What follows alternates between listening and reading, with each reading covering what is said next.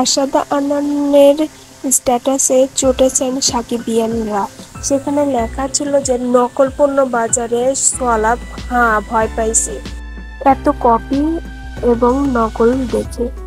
এই স্ট্যাটাস দেখে সাকিবিয়ান ভক্তরা চটেছেন আশাদ আদনানের উপর।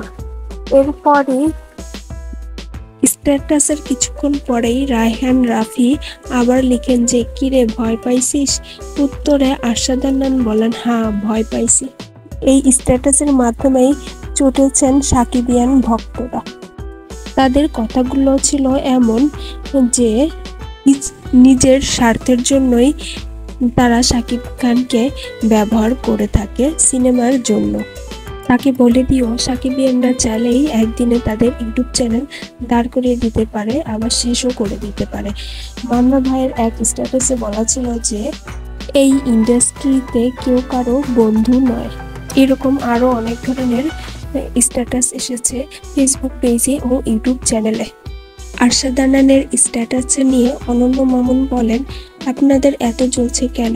কিছুদিন আগেই তো তাকে প্রশংসায় ভাসিয়েছিলেন, এখন তার নিজস্ব মতামত জানাতে পারবেন না?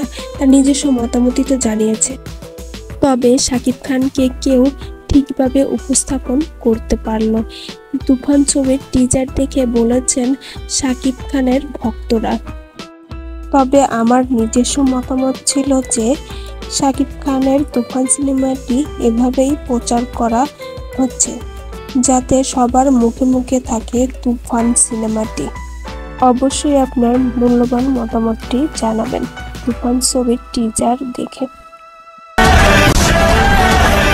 তুফান খুব ভয় পাইছি রে। পূর্বের কথা মোতাবেক এখন থেকে পুরো দেশকে তুফানের হাতে তুলিয়া দেব।